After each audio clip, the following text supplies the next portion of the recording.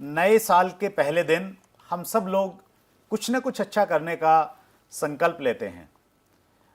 जो थोड़ा ज़्यादा मोटे हैं वो कहते हैं कि मैंने वेट लूज़ करना है। कुछ लोग सीखने का प्रयास करेंगे, कुछ लोग ये कहेंगे कि मैंने भी ज़्यादा गुस्सा नहीं करना, अच्छे रिलेशन बनाने हैं। कुछ लोग अपना बैंक बैलेंस बढ़ाने का टारगेट लेते हैं। तो आज 1 जनवरी 2019 है। ऐसे ही कुछ विचार मेरे अंदर चल रहे थे। मैंने सोचा कि मैं क्या संकल्प लूँ। मैं पिछले 18 सालों से डायरेक्ट सेलिंग इंडस्ट्री का हिस्सा हूँ और आज मेरे पास जो कुछ भी है वो इस इंडस्ट्री की देन है। मैं अक्सर सोचता था कि इस इंडस्ट्री ने मुझे बहुत कुछ दिया, मुझे भी इसको कुछ बदले में देना चाहिए। इसीलिए एक प्रयास कर रहे हैं।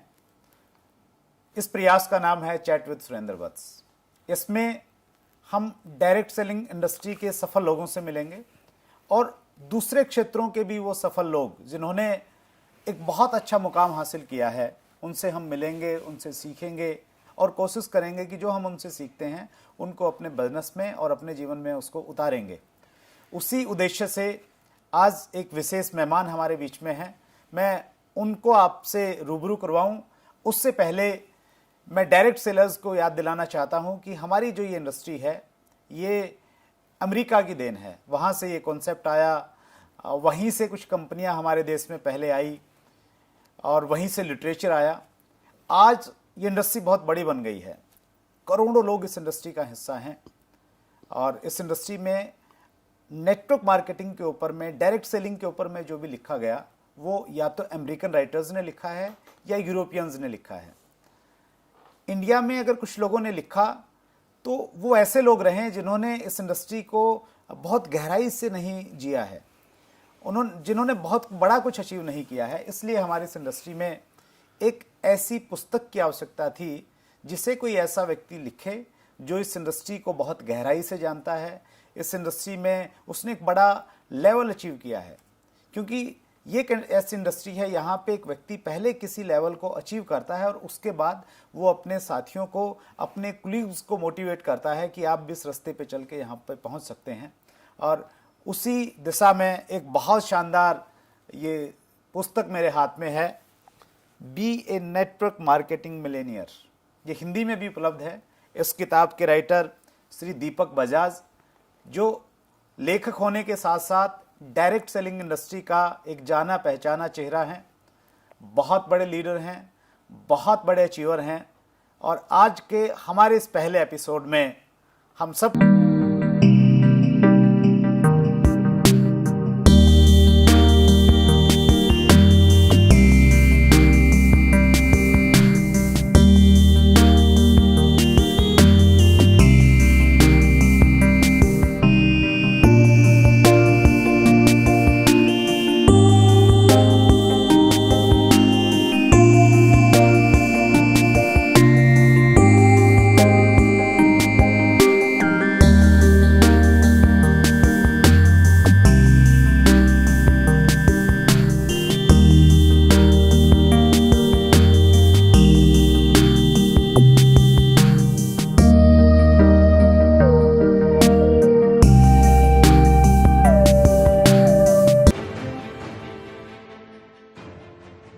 Thank you so much sir. स्वागत है दीपक बजाज जी, बहुत बहुत आपका। शुक्रिया।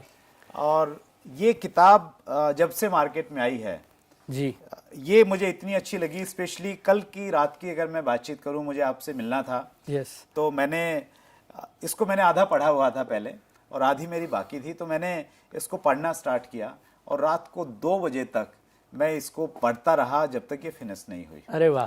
तो इसने कल की मेरी नींद को हराम कर दिया था जब तक ये संपूर्ण नहीं हुई। और अक्सर हम लोगों को देखते हैं कि जब वो नावल पढ़ते हैं तो उसमें इतना इंटरेस्ट उनको आता है कि वो खाना पीना सब कुछ छोड़ देते हैं। तो मैंने पहली बार ऐसी कोई किताब देखी है जिसमें ज्ञान के साथ में रस है जो आपको बांधे रखता है।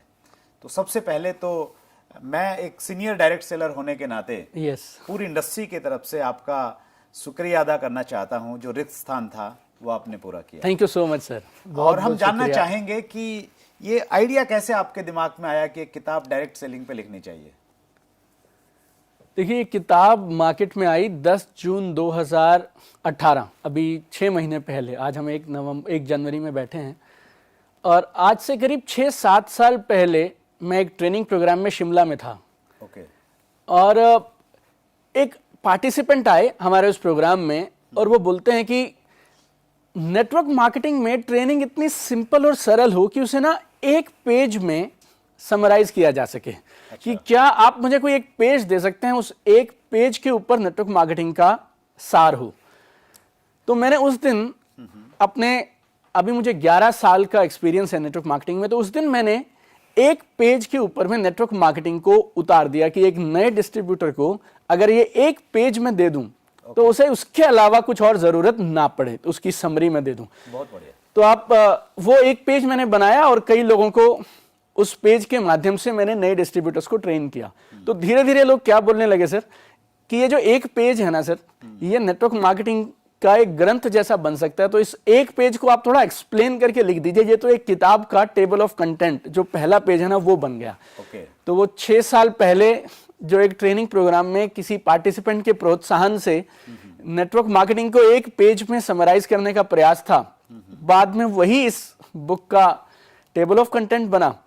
और जैसा कि आप भी अभी बात कर रहे थे और मैं आपसे सबसे ज्यादा प्रभावित हूं सुरेंद्र जी, तो इस बात से हूं कि आपने कभी अपने लिए नहीं सोच के इंडस्ट्री के लिए सोचा हमेशा। और हिंदुस्तान में नेटवर्क मार्केटिंग जिस दिशा में बढ़ रही है और जो रेगुलेशंस, गवर्नमेंट का जो रवैया बदला है, उसमें एक आदमी जिसकी सराहना जितनी की जाए वो कम है, वो आप हैं। मतलब आपने मुझे इस किताब के लिए शुक्रिया अदा किया, आज मेरे पास ये माध्यम है, तो मैं पूरी डायरेक्ट सेलिंग की तरफ से आपका शुक्रिया अदा करता हूं, आपने जो प्रयास इस इंडस्ट्री के लिए किए। बहुत बहुत धन्यवाद। और मैं भी एक नॉर्मल मिडिल क्लास फैमिली से था। नेटवर्क मार्केटिंग मेरी लाइफ में कुछ प्लान नहीं था। मैंने एमबीए किया और अपनी जॉब में व्यस्त था, फिर ये नेटवर्क मार्केटिंग बिजनेस आया। तो आज दीपक बजाज को दीपक बजाज बनाया अगर किसी इंडस्ट्री ने, तो वो है डायरेक्ट सेलिंग और नेटवर्क मार्केटिंग। और मेरी ये हमेशा से इच्छा थी कि क्यों ना इस इंडस्ट्री ने अगर मुझे नाम दिया तो क्यों ना इस इंडस्ट्री के अंदर हिंदुस्तान के लाखों करोड़ों डिस्ट्रीब्यूटर्स को कुछ वापस दिया जाए, ताकि वो भटके ना, उन्हें एक रे ऑफ लाइट, एक सही जानकारी उन्हें तुरंत हैंडी मिल जाए, उनके हाथ में पहुंच जाए। तो आप माने तो प्रेरणा वहां से मिली। और मुझे मेरी नानी सिखाती थी, जैसी नीयत वैसी बरकत। तो एक अच्छी नीयत के साथ इस किताब को लिखा, उसकी वजह से आज ये बेस्ट सेलर है और जो आपने बताया नेटवर्क मार्केटिंग में लाखों लोगों की मदद कर पा रही है। That's great sir. जब मैं किताब को पढ़ रहा था तो इसमें जो आपका इंट्रोडक्शन दिया है, तो मैंने इसमें पाया कि आप हरियाणा के एक छोटे से गांव में आपकी परवरिश हुई और गवर्नमेंट स्कूल में आपकी पढ़ाई हुई और वहाँ से फिर आपने कैट के बाद में आपने एमबीए किया, एक अच्छी कंपनी में आप जॉब में थे जी, एक अच्छा पैकेज था, सारी चीज़ें आपके पास में ठीक ठाक थी जी। तो उसके बावजूद ये सोचना, ये डिसीजन लेना कि नहीं अब ये सब छोड़ के मैंने डायरेक्ट सेलिंग में उतरना है, राइट। तो डर नहीं लगा? डर लगा था सर, सच बताऊं आपसे तो। और 1 साल भर तक मैं इस बिजनेस में आऊं नहीं आऊं कि उसकी एक दुविधा में था। और एक बार एक प्रोग्राम में जाने का मौका मिला और एक सज्जन को सुनने का मौका मिला। और जब मैं छोटा था तब से हमने फैमिली में थोड़ा पैसे की तंगी, थोड़ी एडजस्टमेंट और कंप्रोमाइज देखे थे। और मैं मेरी माँ को बहुत छोटे से बोलता था कि एक दिन मैं बड़ा आदमी बनूंगा। अच्छा। हिंदुस्तान के 16वें सबसे अच्छे कॉलेज से एमबीए कर लिया। मेरी कंपनी में सबसे छोटी उम्र के अंदर में, मैं 25 साल का था तो मैं मेरी कंपनी में रीजनल मैनेजर बन गया। क्या बात है। और सबसे अच्छे कॉलेजेस में से एक कॉलेज से एमबीए करके एक मल्टीनेशनल कंपनी में सबसे तेज ग्रोथ लेके भी एक वो जो बचपन का सपना था ना कि एक दिन मैं बड़ा आदमी बनूंगा, परिवार से पैसे की किल्लत खत्म हो जाएगी, वो सारी चीजें नजर नहीं आ रही थी कि हो पाए शायद जॉब में। और फिर जब एक पहला प्रोग्राम देखा नेटवर्क मार्केटिंग का, और फिर ऐसे लगा कि जहां पर इंसान 30 से 40 साल में शायद रिटायरमेंट तक नहीं पहुंचता ना, वहां डायरेक्ट सेलिंग 3 से 5 साल में पहुंचा सकती है अगर सिस्टम और ईमानदारी से की जाए। और मेरे को लगता था कि इस बिजनेस में मेरे को जितना डर लगता था ना, उतना आप बोलें तो कई बार स्टेटस, ईगो, डिग्री, हमें लगता था ये काम हमारे लायक नहीं है, वो सब चीजें मेंटल ब्लॉक्स थे जो रोकते थे। वो एक प्रोग्राम देखा, उन कामयाब लोगों को स्टेज पे देखा और ऐसा जाहिर हुआ कि काम मुझे मेरी जॉब में भी करना है, काम मुझे यहाँ भी करना है। अगर मेरे उस काम के बदले मुझे यहाँ ज़्यादा रिटर्न्स मिल सकते हैं तो क्यों ना ईमानदारी से मेहनत करके यहाँ प्रयास किया जाए। तो 3 महीने मेरे अपलाइन ने जैसा बोला, आंख बंद करके पूरे समर्पण के साथ उनके हिसाब से काम किया। 3 महीने में काम जब जमने लगा तो फिर मैंने जॉब रिजाइन करके फुल टाइम इसको एज ए करियर लेने का डिसीजन ले लिया। बहुत खूब सर। अक्सर ऐसा होता है कि जब कोई भी डायरेक्ट सेलर कोई प्रोग्राम देखता है, हाँ, तो वो प्रोग्राम उसके अंदर उथल पुथल पैदा कर देता बिल्कुल है। कर देता है तो सर। वो स्टेज पे खड़े हुए व्यक्ति के साथ अपने आप को रिलेट करने लग जाता है। यस तो वो जोश में ऐसा डिसीजन लेता है कि चलो मैं डायरेक्ट सेलिंग के साथ में जुड़ता हूँ। यस लेकिन जब वो परिवार के साथ में बातचीत करता है या परिवार से बगैर पूछे शुरू कर देता है, तो ज़्यादातर ऐसा देखा जाता है कि परिवार के लोग विरोध करते हैं या उतना ज़्यादा सपोर्ट नहीं करते हैं। राइट। तो आपके साथ ऐसा कुछ रहा कि जब आप कूद पड़े वो सब कुछ छोड़ के, तो घर वालों ने ये नहीं कहा कि आप पढ़ाई लिखाई इसलिए करवाई थी कि आप ये प्रोडक्ट उठा के ऐसे लोगों को बेचेंगे? नहीं, घर वालों ने बहुत कहा सर मुझे। और इवन जब ये बिजनेस को मैं सीरियसली करने लगा और नौकरी छोड़ने की बात करने लगा तो घर पे एक छोटी पंचायत जैसी हुई। अच्छा। वो रिश्तेदार आए जो मेरी शादी पे भी शायद नहीं आए थे, और कुछ बातें ऐसी भी कही उन्होंने जो शायद मैं इस कैमरे तक कह भी नहीं पाऊंगा। मेरी एक मौसी मुझे यहाँ तक बोली कि ये कुछ चुड़ैल उड़ेल या ऊपरी बला का साया है, इसका झाड़ा बड़ा कराओ तो ये ठीक हो जाएगा। सर आप खुल के बोलिए, क्योंकि हमारे जो व्यूअर्स हैं और जो डायरेक्ट सेलर्स हैं, तो वो कई बार उन चीजों से बड़े हताश निराश होकर छोड़ देते हैं, उनको प्रेरणा मिले। तो आप बता दीजिए जो बोला सर। देखिए, अगर मैं आपसे बोलूं ये सारी बातें, तो पहले तो मुझे भी यकीन नहीं था, तो पूरी बातें तो मैंने भी घर पे नहीं बताई और काम करना शुरू किया, थोड़ा थोड़ा प्रयास शुरू किया। और इस बिजनेस में मेरे साथ क्या हुआ, मेरी पहली मीटिंग जो हुई उसमें मैंने मेरे 40 दोस्त बुलाए थे जी। अच्छा। और ये जो 40 दोस्त थे, ये वो थे जो मेरे लिए कॉलेज में जब झगड़ा होता था तो चेन वेन हॉकी वॉकी लेके आते थे और मेरे लिए जान दे सकते थे और ले सकते थे। और उस मीटिंग में 40 लोगों को 4 बजे मैंने आमंत्रित किया था। 6:15 बजे उसमें से 2 लोग आए थे। अच्छा, ओके। 6:15 बजे में से सिर्फ 2 लोग आए? पहली मीटिंग थी सर ये मेरी। सिरसा में मैंने होटल जय विलास में मीटिंग करी थी। ओके। और 2 लोग आए और वो भी ये पूछते मुझे आके कि अगर तुम्हारा कार्यक्रम खत्म हो गया हो तो अपने शाम के कार्यक्रम पे चलें। अच्छा, राइट। ये मेरी पहली मीटिंग थी। हाँ। दूसरी मीटिंग इससे भी खतरनाक रही। उसमें मैंने 70-80 लोग बुलाए थे। गुड़गांव में सेक्टर 14 केक कैसल एक केक बेकरी शॉप थी, उसकी बेसमेंट में बुलाए थे और वहां भी ये सेम आलम मेरे साथ में था। राइट। और पहली 2 मीटिंग के बाद तो एक बार को मैं भी हताश हो गया कि मुझे भी ये काम छोड़ देना चाहिए। लेकिन क्योंकि एक प्रोग्राम देख चुका था, क्योंकि 2 दिन अपलायंस के साथ में रह चुका था, तो अंदर से एक आवाज आती थी कि काम तो यहां से बन सकता है। और शुरुआती दिनों में मैं आपसे बोलूं, कुछ लोग मुझे मिलते हैं और वो बोलते हैं कि कभी कभी मुझे लगता है मैं ये काम छोड़ दूं। तो पहले 2-3 महीनों में तो हफ्ते में शायद 3 बार ऐसा होता होगा कि मुझे भी लगता था कि मुझसे ये काम शायद नहीं हो पाएगा, इतनी ना क्यों सुने। और पहले कुछ महीने तो सर लाइफ ऐसी हो गई थी कि 9 से 6 तक एक लाइफ, जिसमें मैं 4 स्टेट्स का रीजनल मैनेजर हूं। लोग अपॉइंटमेंट लेके मेरे पास आते हैं। अच्छा। 6 बजे के बाद एक अलग तरह की लाइफ, जिसमें जो अपॉइंटमेंट देता है वो मुझे वो घर से भाग जाता है। राइट। और पहले कुछ हफ्ते अगर मैं आपसे बोलूं, मेरी wife she was a scientist with government of India, मैं रीजनल मैनेजर था। और जब शाम को दोनों 7-7:30 बजे अपने अपने ऑफिस से वापस आके प्लान समझाने लोगों को जाते थे, तो और जब 4-4, 6-6 लोग एक साथ लगातार एक रो में आपको मना करते हैं तो बहुत मुश्किल था लेना। लेकिन एक चीज मैं और मेरी वाइफ, एक चीज ने हमें बांध के रखा और रोक के रखा, हम बचपन से कुछ चीजें हासिल करना चाहते थे। और जब जब हमें लगता था कि हम ये काम छोड़ दें, और जब जब हमारे रिश्तेदार जिनकी मैं आपसे बात कर रहा था, और जब मेरी मौसी ये बोली इसका झाड़ा करवा दो, या मेरे एक मामा मुझे बोलते हैं कि तुझे शायद पैसे की कदर नहीं है, तेरे मम्मी पापा को रिटायरमेंट पे जितनी तनख्वाह मिलेगी उतने से ज्यादा पैसे तू आज लेता है, तुझे इस दिन के लिए बड़ा किया था, तू घर घर जाके अब साबुन शैम्पू सामान सब बेचा करेगा। तो एक चीज जो मुझे और मेरी वाइफ को लगती थी, हमें लगता था कि अगर हम ये छोड़ देंगे तो फिर हम करेंगे क्या। और इस बिजनेस को छोड़ने का मतलब था अपने सपनों को छोड़ देना। बहुत खूब। और हम अपने सपनों को किसी भी कीमत पे छोड़ने को तैयार नहीं थे। इसके लिए हम अपना स्टेटस, डिग्री, ईगो, क्वालिफिकेशन, वो सबको एक साइड में रखा। और देखिए, जिंदगी में सिर्फ मेरे साथ नहीं है, ये रामायण महाभारत के समय से होता आया।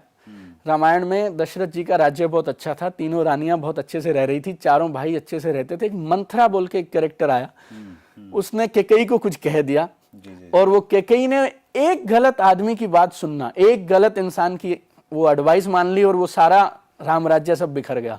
ऐसे ही महाभारत में वो भाई सब आपस में कौरव पांडव अच्छे से खेलते थे, शकुनी बोल के एक कैरेक्टर आए, उन्होंने कुछ दुर्योधन को कहा और उन्होंने सुन ली। देखिए, जिंदगी में सबके साथ ये पड़ाव आएगा जब आपको चुनना पड़ेगा आप किसकी सुने।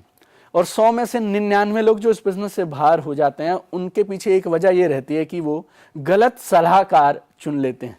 मतलब आप ये कह रहे हैं कि हर व्यक्ति की जिंदगी में शकुनी भी है, मंत्रा भी है, हमें उनसे थोड़ा पहचानना पड़ेगा और बच के और रहना। एक अपलाइन भी है। अब आपको चुनना है ओके ओके कि किसको चुने और किसकी सुने।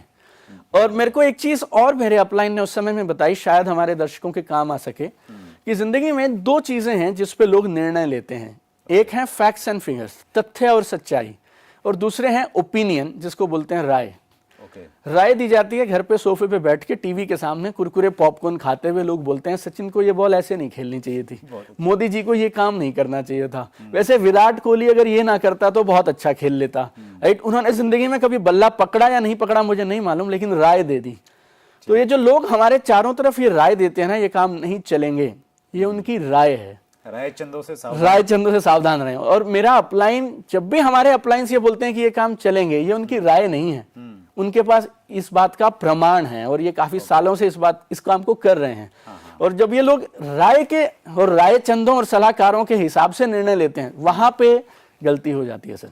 तो अगर सही सलाहकारों को चुने और तथ्यों और सच्चाई के हिसाब से डिसीजन लें, मेरी समझ के हिसाब से ये बिजनेस से अच्छा बिजनेस दुनिया में है नहीं, और आप कभी बिजनेस से बाहर नहीं जाएंगे। आपकी बात से ये निकल के आ रहा है कि अगर कुछ यंगस्टर्स हैं जिन्होंने पढ़ाई के साथ इसे शुरू किया है, या उन्होंने पढ़ाई छोड़ के इसके विजन के साथ इसको शुरू कर दिया है, तो उन्होंने कोई गलत निर्णय नहीं लिया है। बिल्कुल। और उनके अड़ोसी पड़ोसी और रायचंद मना कर रहे हैं तो बिल्कुल घबराने की जरूरत नहीं है। बिल्कुल घबराने की बात नहीं। चलते रहेंगे तो यहाँ पे सक्सेस हो जाएंगे। वो यहाँ पे सक्सेस होंगे और उसके अलावा जिंदगी में करियर में भी सक्सेस होंगे। क्योंकि आपने ये बात छेड़ दी तो मैं आपको 2 महान लोगों का रेफरेंस देना चाहूंगा इसी बात पे।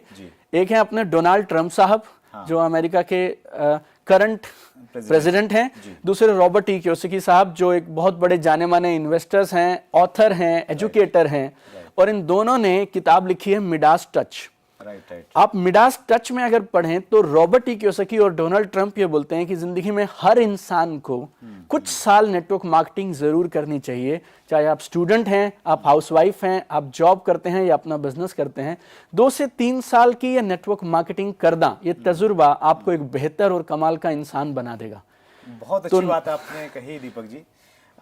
हम लोग जब अमेरिका की बातचीत करते हैं, चूंकि इंडस्ट्री वहां से शुरू हुई जी, हम देखते हैं विल क्लिंटन के बहुत सारे वीडियोस हैं जिसमें वो अपने नागरिकों को ये कह रहे हैं कि आप डायरेक्ट सेलिंग इंडस्ट्री में आइए। डोनाल्ड ट्रंप साहब की बात आपने की जी। तो क्या कभी ऐसा होगा हमारे देश के प्रधानमंत्री बोलेंगे लोगों को कि भाई अगर आपने भारत को सोने की चिड़िया बनाना है, हमें महाशक्तिशाली बनना है, स्पेशली आर्थिक जगत में, बिल्कुल तो डायरेक्ट सेलिंग में आना चाहिए? आपको लगता है ऐसा दिन आएगा? ऐसा दिन आएगा और बहुत जल्दी आएगा। इसके प्रमाण ऑलरेडी हमें देखने को मिल रहे हैं। अगर आप फिक्की की वेबसाइट पे जाएं और उनकी रिपोर्ट्स हैं कुछ, अगर आप उन रिपोर्ट्स को स्टडी करें तो उसमें एक रिपोर्ट है डायरेक्ट 2017 या डायरेक्ट 2017 या 16, इन दोनों में से एक रिपोर्ट है जिसमें वो ये बोलते हैं, उस रिपोर्ट का टाइटल ही अपने आप में बहुत प्रेरणा देने वाला है। वो बोलते हैं contribution of direct selling in building India. और वो रिपोर्ट करीब 45 पेज की रिपोर्ट है, और फिक्की अपने आप में करीब 90 साल से पुरानी संस्था है।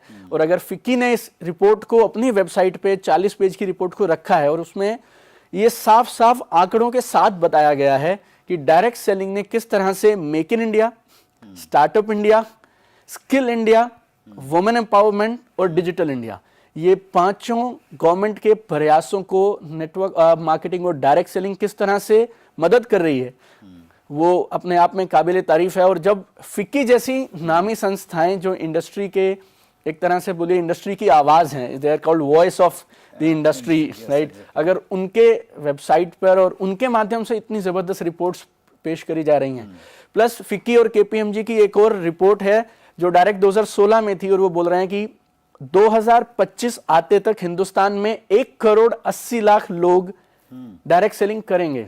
अच्छा, तो 2025 में अगर इतने बड़े अनुमान लगाए जा रहे हैं कि 1,80,00,000 भारतीय ये बिजनेस करेंगे, तो ये तो बात आप मानिए कुछ दिनों में हमें रोज हमारे नेता और हमारे देश के जो लीडर्स हैं वो ये बात बोलते हैं मिलेंगे कि भारत को सोने की चिड़िया बनाने में डायरेक्ट सेलिंग सबसे अहम और महत्वपूर्ण भूमिका जरूर निभाएगी। बहुत खूब Deepak ji.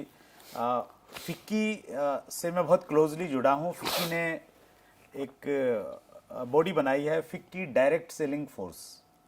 FICCI direct selling force, वो उसमें एसोसिएशंस हैं, इंडस्ट्री के लोग हैं और डिपार्टमेंट के लोगों को वो लोग उसमें आमंत्रित करते हैं। तो मेरा सौभाग्य है कि मुझे भी उसमें जाने का और पार्टिसिपेट करने का मौका मिलता है। और आज जो गाइडलाइन आई हैं और गाइडलाइन के आने के बाद में जो हमारे यहाँ कंज्यूमर प्रोटेक्शन एक्ट है उसमें अमेंडमेंट की बातचीत चल रही है। तो इसमें फिक्की जैसी और जो दूसरी ऑर्गेनाइजेशंस हैं, IDSA है, FDSA है, तो इनका बहुत बड़ा योगदान है और ये संस्थाएं आपस में काम कर रही हैं। हम उम्मीद करते हैं कि एक दिन ऐसा आएगा कि हमारे प्रधानमंत्री इस बारे में बोलेंगे, जरूर बोलेंगे। लेकिन इस विजन के साथ आज हमें काम करना चाहिए 100%। अगर हम ये उम्मीद करते रहेंगे कि जब वो बोलेंगे तब हम करेंगे तो शायद हमें बहुत ज्यादा कुछ उस समय शायद नहीं मिलेगा जो आज हमें मिल सकता है। बहुत खूब। एक मैं नेक्स्ट पड़ाव पे मैं अपनी बातचीत को लेके जाता हूँ दीपक जी। आज के टाइम में जब डायरेक्ट सेलिंग की बातचीत करते हैं, न्यूज़पेपर में भी आता है और बहुत सारे लोग मानते हैं कि आने वाले टाइम का बिजनेस है जी, लेकिन जब एक नया व्यक्ति डायरेक्ट सेलिंग चुनने जाता है कि मुझे किस कंपनी के साथ में जाना है, हालांकि गाइडलाइंस हैं, वो गाइडलाइन को चेक कर सकता है कि ये कंपनी इस गाइडलाइंस को फॉलो कर रही है या नहीं कर रही है, लेकिन उसे उतनी जानकारी नहीं होती आरंभ में। राइट। एक व्यक्ति को अगर सही कंपनी चुनना है जी, तो वो किन चीज़ों का ध्यान रखे? क्या, हालांकि किताब में आपने बड़ी बखूबी इस चीज़ को कवर किया है, तो मैं चाहूँगा कि हमारे व्यूअर्स के सामने आप संक्षेप में इस चीज़ को बताएं कि एक अच्छी कंपनी मतलब क्या क्या चेक किया जाए। देखिए, अगर एक सिंपल और सरल सा हम फ्रेमवर्क रखें, क्योंकि जो भी आदमी या जो भी डिस्ट्रीब्यूटर किसी के पास जाएगा वो अपनी कंपनी को ही बेहतर बताएगा, राइट। और ये समस्या आती है कि अब मैं किसकी बात सुनूं।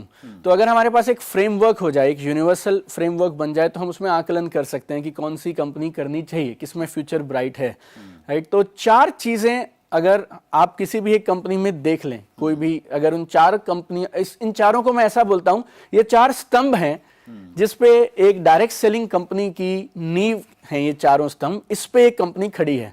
अगर ये चारों स्तंभ मजबूत रहेंगे तो कंपनी पीढ़ी दर पीढ़ी तक रहेगी और डिस्ट्रीब्यूटर्स अपने वो सारे सपने पूरे कर पाएंगे जो सोचकर वो डायरेक्ट सेलिंग चुनते हैं। तो इन चारों स्तंभ को अगर मैं आपसे एक एक करके बताऊं, तो पहला है कंपनी की क्रेडिबिलिटी और कंपनी का ट्रैक रिकॉर्ड। कंपनी की क्रेडिबिलिटी और ट्रैक रिकॉर्ड बोले तो डायरेक्टर्स कौन है, क्या करते थे, कितनी पुरानी कंपनी है, रजिस्ट्रेशंस वगैरह सब पूरे हैं कि नहीं, सरकार के द्वारा ये कंपनी मान्यता प्राप्त है या नहीं। और अब जब से FDS से हमारे साथ है, IDS से हमारे साथ है, तो ये बहुत एक सिंपल एक छोटी सी चीज अगर हम चेक कर लें, कम से कम वो कंपनी FDS से और IDS से जैसी संस्थाओं से मान्यता प्राप्त कंपनी हो, उनकी मेंबर हो, राइट। तो ये कंपनी की क्रेडिबिलिटी और ट्रैक रिकॉर्ड सबसे जरूरी। नंबर 2, कंपनी के पास में अच्छे प्रोडक्ट्स और सर्विसेज होने चाहिए। अच्छा। और अगर मैं एक लाइन में आपसे बोलूं कि अच्छे प्रोडक्ट और सर्विस में किसे बोलता हूं, ऐसे प्रोडक्ट्स और सर्विसेज जिनको बिना नेटवर्क मार्केटिंग का प्लान अपॉर्चुनिटी बताए भी बेचा जा सके, राइट। मैंने साइड कर दिया कि नेटवर्क मार्केटिंग है, प्लान है, प्रोडक्ट अपने आप में इतना शानदार हो और उस रेट पे उपलब्ध हो कि आम आदमी अपनी जरूरतों के लिए वैसे भी उसको खरीद ले।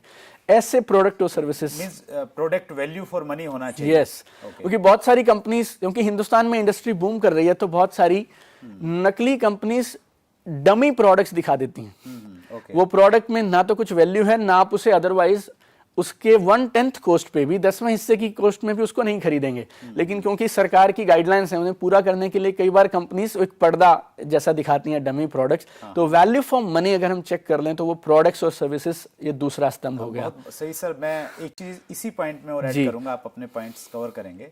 जो गाइडलाइंस हैं सेंट्रल गवर्नमेंट के द्वारा जो इशू की गई है, उसमें भी बहुत साफ साफ लिखा गया है कि कंपनी जो प्रोडक्ट अवेलेबल करवा रही है, जो सर्विस दे रही है, वो वैल्यू फॉर मनी होनी चाहिए।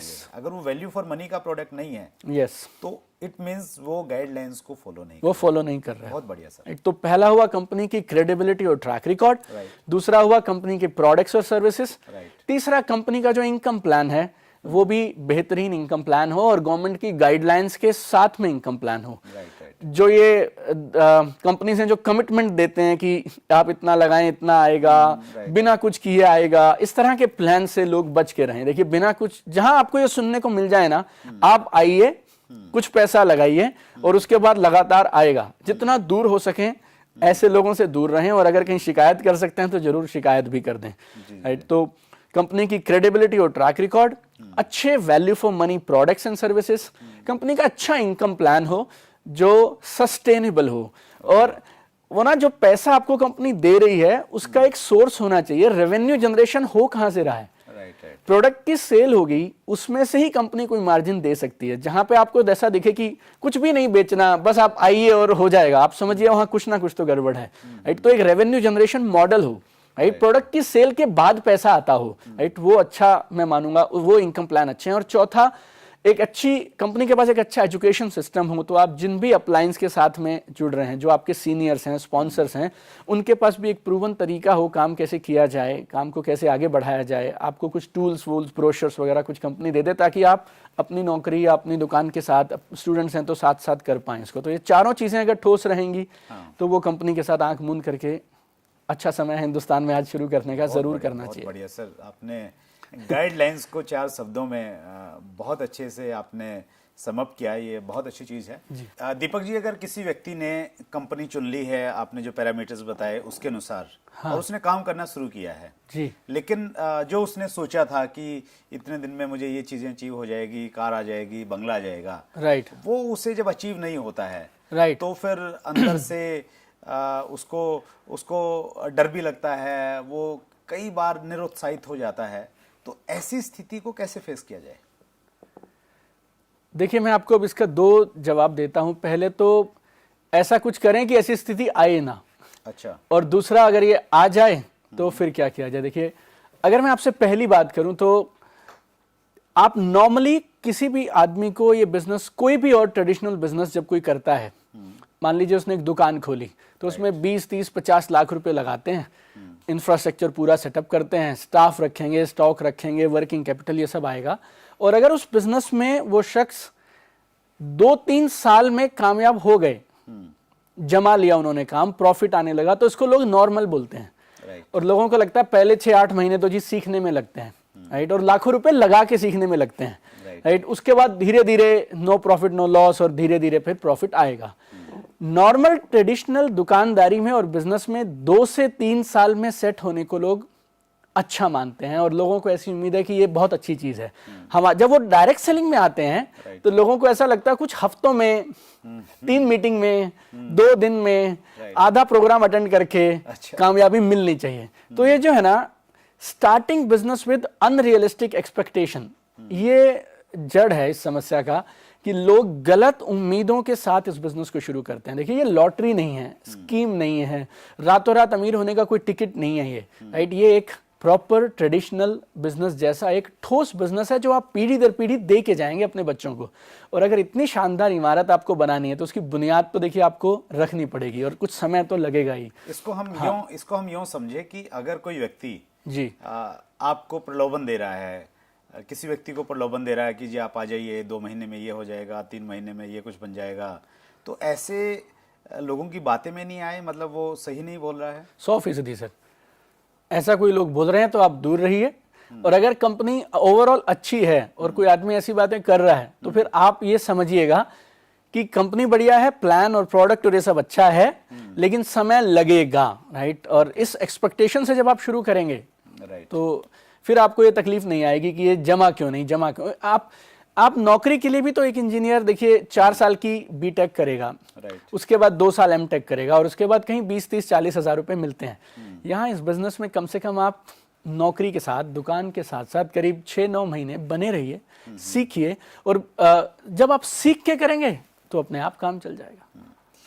एक व्यक्ति ने प्लान तो किया कि चलो ठीक है, मैं पेशेंस रखता हूँ, काम किया, लेकिन उसके बावजूद भी रिजल्ट नहीं मिलते सम टाइम जी, तो उस स्थिति को फेस कैसे किया जाए? देखिए, वो जिंदगी में किधर भी हो सकता है सर, सिर्फ ऐसा नहीं कि नेटवर्क मार्केटिंग में हो सकता है, राइट। हर बिजनेसेस में अप एंड डाउन आते हैं, राइट। जो आज से 10 साल पहले कंप्यूटर हार्डवेयर की ट्रेड के अंदर में जो मार्जिन थे, आज अगर मार्जिन आप कंपेयर करें तो कोई कंपैरिजन ही नहीं है। आज जब मोबाइल्स आए थे तो एक एक मोबाइल पे शायद 2-2 हज़ार रुपए बचते थे, आज 200 रुपए के अंदर में मोबाइल का मार्जिन आ गया सर। तो हर इंडस्ट्री में टफ टाइम आता है, but tough times never last, tough people do last. I mean ये समय है, परीक्षा का समय है, और हर कामयाब इंसान परीक्षा के दौर से गुजरता है। आपने अपने समय में परीक्षा दी होगी, मैं मेरे समय में परीक्षा से निकला हूँ। मतलब मैंने भी एक ऐसा समय देखा था जब करीब 9 महीने का समय मुझे याद है, अक्टूबर नवंबर 2008 से और अगस्त 2007 से अगस्त 2008 तक का समय था। एक 9 महीने, मतलब मेरे पास में एवरेज क्वार्टरली बैलेंस जो 5,000 रुपये का रखना होता है वो मेरे अकाउंट में कभी नहीं रहे। राइट। और मेरे क्रेडिट कार्ड ऊपर तक फुल थे, मेरी गाड़ी का इंश्योरेंस तक मैं नहीं करवा पाया था, और महीने में 20 दिन मैं रात को ट्रैवल करता था, और इसलिए करता था क्योंकि होटल में रुकने के पैसे नहीं थे। राइट। लेकिन वो समय से जब आप निकलेंगे, उसके बाद सबके लिए भगवान ने एक शानदार फ्यूचर प्लान करके रखा है। तो हौसला रखें, वो एक टेस्टिंग का समय है। राइट। कई बार जब मैं कई दिनों तक मुझे कुछ नहीं मिलता था ना, और मैं घर रात को लौटता था तो मेरी वाइफ पूछती थी कैसा रहा आज का दिन, तो मैं उसे बोलता था today was a character building day. अच्छा, आज चरित्र निर्माण का दिन था। और वो समझ जाती थी कि आज इसे पैसे नहीं मिले, लेकिन आज ये अपने विजन और अपने ड्रीम के लिए मेहनत करके आया है। तो मैंने भी कैरेक्टर बिल्डिंग डेज देखे हैं, आपने भी देखे हैं, और अब लोगों की बारी है। अगर बहुत अच्छी आपने बातचीत की। एक बहुत बड़ा नाम है हमारी इंडस्ट्री में, अभी वो इस दुनिया में नहीं है, लेट श्री सतीश पंडित। तो उनकी बहुत सारी ऑडियो वीडियोस यूट्यूब पे अवेलेबल हैं। तो मैंने उनको सुना, वो ये कहते हैं कि अगर आपको संघर्ष करना पड़ रहा है, दूसरे लोगों से ज़्यादा टाइम लग रहा है अचीवमेंट में और अपना लेवल प्राप्त करने में, तो जिस दिन आपका सम्मान किया जाएगा, और जब आप स्टेज से बोलेंगे कि मैंने इतनी मेहनत की, इतने दिन लग गए मुझे यहाँ तक पहुँचने में, मेरे पास फाइनेंशियली ये सिचुएशन थी, घर वालों ने ये विरोध किया, लेकिन मैंने हिम्मत नहीं हारी, इसलिए यहाँ पे हूँ। तो कहते हैं कि सबसे ज्यादा तालियां उसी के लिए बजेंगी, सबसे ज्यादा ऑटोग्राफ उसी से लिए जाएंगे। तो हम ये माने इस चीज को कि अगर संघर्ष हो रहा है तो ये मान के चलें सम्मान भी बड़ा होगा। 100% सर, 100% सर। रतन टाटा साहब ने एक बार किसी इंटरव्यू में कहा था कि ईसीजी जो है, जो हमारे हार्ट की सिचुएशन बताती है, उसमें लाइन अगर ऊपर नीचे हो रही है तो समझ लो आदमी जिंदा है। जैसे वो लाइन स्ट्रेट हो गई तो समझिए कुछ नहीं बचा। तो लाइफ में चैलेंजेस आएंगे, बट हमेशा विश्वास रखें कि सक्सेस में be delayed but success will not be denied. I mean एक दिन कालियों का शोर तालियों की गूंज में बदलेगा, लेकिन उस एक दिन का बस हमें इंतजार करना है और उसके लिए तपस्या जारी रखनी है। चलिए, बहुत खूब सर। आपकी जो बुक है, वैसे तो इसका हर एक लाइन, हर एक पॉइंट बहुत अल्टीमेट है। इसमें जो सेकंड आपका चैप्टर है, principles to give foundation to your business ji, इसमें आपने 20 पॉइंट बताए हैं। हर पॉइंट बहुत लाजवाब है, लेकिन आजकल थोड़ा फास्ट जमाना है, स्पेशली यूट्यूब के जो हमारे व्यूअर्स हैं, राइट, तो उनके पास में टाइम बिल्कुल नहीं रहता। बिल्कुल। तो मैं ये चाहता हूँ इन 20 पॉइंट्स में से 3 ऐसे पॉइंट जो आपको लगता है कि ये बहुत इंपॉर्टेंट हैं जी, वो आप प्लीज शेयर कीजिए। राइट। देखिए, वैसे तो ये 20 के 20 जरूरी हैं, लेकिन अगर आप मुझसे पहले 3 पूछें तो मैं पहली बात बोलूंगा कि सिस्टम से काम करें। राइट। और मैंने एक शब्द इस्तेमाल किया इस किताब में भी कि 100% सबमिशन टू द सिस्टम। बोले तो सिस्टम को समर्पित हो जाएं। राइट। इंसान बड़ा नहीं है, सिस्टम बड़ा है। कई बार मैं लोगों को एक उदाहरण देता हूं कि एक होता है थर्मोमीटर, एक होता है थर्मोस्टैट। अब ये थर्मोमीटर क्या कर सकता है? थर्मोमीटर बता सकता है कि टेम्परेचर कितना है, लेकिन टेम्परेचर को ये बदल नहीं सकता है, कंट्रोल नहीं कर सकता है। थर्मोस्टैट ये वाला काम कर सकता है। राइट। और थर्मोस्टैट क्या है? System is a thermostat. Right. तो डॉक्टर आप डॉक्टर हैं तो उसका अपना तरीका है काम करने का, लॉयर का अपना है, सीए का अपना है, वकील का अपना है, और नेटवर्क मार्केटिंग और डायरेक्ट सेलिंग का अपना है। तो आप जिस भी बैकग्राउंड से आए हैं, उस बैकग्राउंड को एक बार परे रख के नेटवर्क मार्केटिंग के स्टूडेंट बन जाएं। और पहला प्रिंसिपल अगर मैं आपसे कहूं तो सिर्फ एक ही है कि नेटवर्क मार्केटिंग के सिस्टम को सरेंडर करके नेटवर्क मार्केटिंग के सिस्टम के हिसाब से काम करें। मतलब मैं अगर एक डॉक्टर हूं तो डॉक्टर वाली जो पढ़ाई और जो मैंने सीखा है, हाँ, उसको छोड़ के, उसको परे रख के, हाँ जी, तो काम करना है। 100% सर होगा। दूसरा अगर मैं आपसे बोलूं तो प्रोग्राम्स और इवेंट्स जो हैं वो इस बिजनेस की क्या बोलूँ मैं आपसे, ऑक्सीजन आप समझिए। ये बिजनेस सिर्फ प्रोग्राम टू प्रोग्राम चलता है। अच्छा। तो आप जिंदगी में बाकी सब करें, प्रोग्राम्स मिस ना करें। अच्छा, meetings, meetings, function, seminars, trainings, ये आप समझिए हमारी लाइफ लाइन है इस बिजनेस की। तो जो मैं कई बार आपसे अगर खुले शब्दों में बोलूं तो जो हॉल में है वो बिजनेस में है।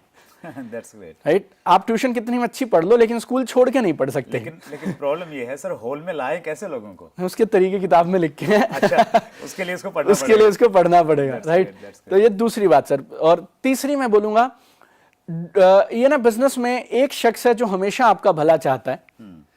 वो हो सकता है आपसे उम्र में छोटा हो सकता है फाइनेंशियल पोजीशन में आपसे छोटा हो सकता है तजुर्बे में छोटा हो, उसकी बात आप जरूर माने, और वो है आपके अपलाइन। अच्छा। राइट, तो अपलाइन एक ऐसा शख्स है जो इस बिजनेस में कभी आपका बुरा नहीं चाहेगा। तो आप जहां भी हैं, जिस भी पोजीशन में हैं, एक आदमी के साथ कांस्टेंट टच में रहें और कांस्टेंट सबमिशन में रहें, वो है आपके अपलाइन। तो ये तीन चीजें अगर आप प्रिंसिपल्स रखेंगे, राइट, 100% सिस्टम को फॉलो करें, प्रोग्राम्स में बने रहें, सब प्रोग्राम्स में बिना शर्त के बने रहें, और तीसरा अपलाइन के साथ में पूरा समर्पण में और पूरे कांस्टेंट कम्युनिकेशन में रहें, तो अच्छे मजबूत बिजनेस बनाया जा सकता है बुनियाद के साथ। बहुत खूब सर, बहुत सारी चीज़ें आपने बताई।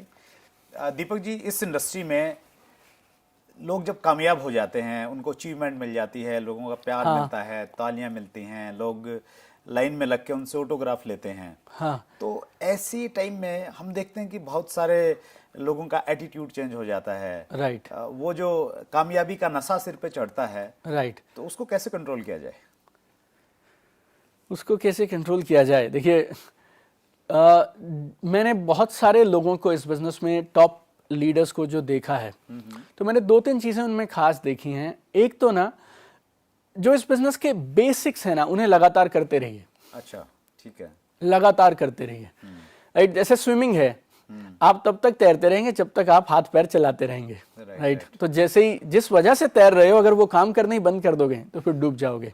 तो इस बिजनेस के बेसिक्स में अगर आप बने हैं ना, किसी भी लेवल पे पहुंच जाए, Yes. बेसिक्स को नहीं छोड़ना है।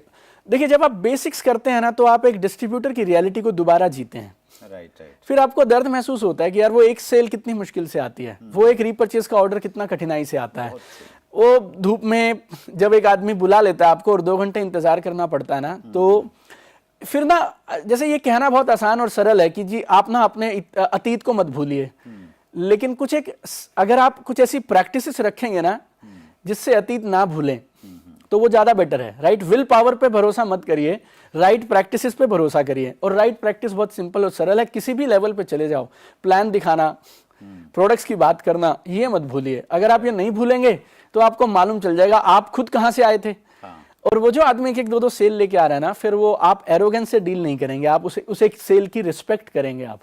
तो जैसे ही हम इस जमीन से जुड़े रहेंगे तो, और बेसिक्स करते रहेंगे लगातार बार बार, चाहे थोड़े करें चाहे कम करें, तो ये सिर पे नहीं चढ़ेगा सर। फिर आप आदर भी करेंगे बिजनेस का भी, प्रोफेशन का भी और अपने अतीत का भी। बहुत खूब सर, बहुत सारी अच्छी बातें आपने बताई, अपना अनुभव शेयर किया। हमारे इस कार्यक्रम का एक हिस्सा होता है, जब हम कामयाब लोगों से मिलते हैं, उनसे ये जरूर पूछते हैं कि भाई आपकी ज़िंदगी में कुछ ऐसी घटनाएं, कुछ ऐसे इंसिडेंट रहे होंगे जो बड़े फनी रहे होंगे, आप उनको याद करते होंगे तो आपको अच्छा लगता होगा, आपके चेहरे पे मुस्कुराहट आ जाती होगी। तो ऐसा कुछ रहा होगा आपकी ज़िंदगी में? सर, जितना काम हमने किया है ग्राउंड लेवल पे, आप समझिए रोज रात को हम कोई ना कोई किस्सा लेके आते थे जो अपनी बीवी को सुनाते थे कि आज वो मिले, ऐसा हुआ। आपको एक इंसिडेंट बताता हूँ, एक वाकया बताता हूँ। और बहुत सारे लोगों को पब्लिक स्पीकिंग से बड़ा डर लगता है, कि स्टेज पे जाने से घबराते हैं, तो मैं भी उनमें से एक था। मेरी पूरी बॉडी कांपा करती थी, तो मुझे किसी ने समझाया कि ना तुम आईने के सामने खड़े होके और थोड़ा अपने आप को सेल्फ टॉक करो। अच्छा, राइट, कि भाई जैसे होटल में प्रोग्राम है और आप बाथरूम में जाके होटल के, तो ये बोलिए कि आज मैं कमाल करूंगा, मैं तैयार हूं इसके लिए, आज का प्रोग्राम कमाल का जाएगा, ये सब। अच्छा, तो जी मेरा पहला प्रोग्राम था और मुझे स्टेज पे जाना था, और मैं यही टेक्निक अप्लाई करने के लिए पहुंच गया। और मैं बाथरूम में पूरी ताकत के साथ ये बोलना मैंने चालू किया आईने के सामने की, अच्छा, दीपक बजाज तुम कमाल हो, तुम आज जो भी करोगे वो बेशुमार होगा और जब लाजवाब होगा, लोग तुम्हारी तारीफ करेंगे, कई लोगों की जिंदगी में परिवर्तन आएगा। तो मैं ये बोल रहा था, पीछे से एक लेडीज आई। अच्छा, वो कह रही है दीपक बजाज तुम आज कमाल करोगे, तुम कॉन्फिडेंट हो, सब कुछ बहुत शानदार है। अच्छा। लेकिन ये लेडीज टॉयलेट है। रियली? जी। अच्छा। तो वो नर्वसनेस इस कदर थी कि ये सारी जो बातें थी, मैं उस लेडीज टॉयलेट में था। अब भी कभी मैं किसी भी प्रोग्राम से पहले जब बाथरूम में एक लास्ट टॉयलेट में जाता हूँ तो वो आईने में खुद को देखता हूँ तो वो आवाज पीछे से आ जाती है और मैं चेक कर लेता हूँ कि मैं सही जगह पे हूँ या नहीं। बिल्कुल सही कहा। मुझे भी अच्छे से याद है कि जब मैं इस इंडस्ट्री में आया तो मैं अपने शहर का होस्ट था। तो होस्ट के नाते मुझे मेरी अपलाइन ने बताया कि भाई आपका ये काम है, आप प्रोग्राम की शुरुआत करवाओगे जी। और शुरुआत में अपना नाम बताओगे और जो मेन स्पीकर हैं उनको आप स्टेज पे इनवाइट करोगे। ओके। तो मैंने कहा सर मैं नहीं कर पाऊंगा। बोले 1-1.5 मिनट लगेगी सारी की सारी, तो ये बिल्कुल आसान है। मैंने कहा चलो ठीक है सर। तो मैंने सर रात को घर पे अपनी पत्नी को बोला, मैंने कहा मैं बोल रहा हूँ आप सुनो। और मैंने खूब रिहर्सल करी, मेरा नाम सुरेंद्र वत्स है और आज हमारे चीफ गेस्ट फला फला व्यक्ति हैं, आप तालियों के साथ उसका स्वागत कीजिए। मैंने कम से कम 50 बार उस लाइन को रिपीट किया जी। और स्टेज पे गया, पहला मेरा मौका था जिंदगी में। राइट। और जैसे ही मैं गया, माइक मेरे हाथ में दिया, मैं बिल्कुल ब्लैंक हो गया, मैं कुछ नहीं भूल पाया। और मेरे जो प्लाइन थे वो समझ गए, तो उन्होंने उस चीज़ को पकड़ा और वो स्टेज पे आए और मेरी पीठ थपथपाई और मेरे साथ में खड़े होके उन्होंने जो स्पीकर थे उनको स्टेज पे बुलाया। राइट। और मैं ये आपके साथ भी इस इंडस्ट्री का पार्ट है कि इस इंडस्ट्री का पार्ट मैंने ऐसे ऐसे भी दिन देखे कि सामने 1 लाख लोग बैठे हैं। एक प्रोग्राम था जिसमें 1.5 लाख लोगों को हम लोगों ने एड्रेस किया। तो ये इस इंडस्ट्री का पार्ट है। बहुत खूब। और कोई ऐसी घटना जो आपको रोमांचित करती है और आपको ये लगा हो कि यार मेहनत तो ठीक है लेकिन ऐसी चीज़ें और ऐसी घटनाएं अगर हैं इस इंडस्ट्री में रहने की वजह से, तो ये काम नहीं छोड़ना चाहिए। सर मैं क्या बोलता हूँ, पहले जब आप हर घर में ना आपको कॉमेडी मिलेगी। यस। आप राइट एटीट्यूड के साथ जाइए, आपको कोई कॉमेडी सर्कल या कॉमेडी के सीरियल्स देखने की जरूरत नहीं पड़ेगी। राइट। मतलब लोगों के पास कुछ नहीं है लेकिन बोलेंगे बहुत कुछ। लाइक एक बार मैं किसी के घर पे गया और हम काफी देर से इंतजार कर रहे थे। उनकी वाइफ किचन में खाना बना रही है, छोटा बच्चा था और हमने हस्बैंड को प्लान दिखाना था। तो मैं और मेरे साथ एक एसोसिएट थे और हस्बैंड आए और बच्चा रोए जा रहा है, परेशान हो रहा है। मैं बोल रहा है मम्मी मुझे टीवी देखना है, कार्टून देखना है, कार्टून देखना है, कार्टून देखना है। और ये जो शख्स थे ये हमें 3 दिन से नहीं मिल रहे थे और ये बोल रहे थे मैं जिंदगी में बहुत कामयाब हूँ, मुझे बिजनेस की जरूरत नहीं है। Right. I am satisfied, we don't need this business. और अभी वो क्या है, वो बीवी खाना बना रही है, बच्चा जिद कर रहा है मम्मी मम्मी कार्टून देखना है, कार्टून देखना है। तो बीवी जैसे वो हस्बैंड आए और हम लोग बैठे हैं और बीवी देख के बोलती है भाई तू ना इसको देख ले, इसको मैं 8 साल से देख रही हूँ। ये रोज बोलता मैं जिंदगी में कमाल करूंगा, कुछ खास हो नहीं पाया, तो टीवी में मत देख, पापा को देख ले, यही कार्टून है। राइट। अब वो आदमी 3 दिन से जो हमें कह रहा था वो बेचारा घर जाके पहले पैसे दिया हम लोगों की, मैं आपके साथ शुरू करने को तैयार हूँ। अच्छा। बहुत खूब सर, बहुत सारी चीजें आपने शेयर की। और इस बिजनेस की खूबी मैं यही मानता हूँ कि एक ऐसा एक कंप्लीट पैकेज है। यस, सही बोला। नॉलेज भी है, इसमें फन भी है, इसमें मस्ती भी है। मैं आपके बारे में पढ़ रहा था कि आपने लगभग आधी दुनिया घूम ली है इस बिजनेस में आने के बाद में। तो ये सारी चीज़ें हैं। दोस्तों मेरा ये मानना है कि ये जो किताब है ये एक अल्टीमेट बुक है और मुझे इसको पढ़ के ये ऐसा लगा कि मुझे आज से 18 साल पहले मिल गई होती तो जो अचीवमेंट मैंने 10 साल में मिली शायद मैं 2 या 3 साल में ले लेता। ये बहुत ईमानदार प्रयास है दीपक बजाज जी का और ये अमेजोन पे भी अवेलेबल है, हिंदी इंग्लिश दोनों भाषाओं में उपलब्ध है।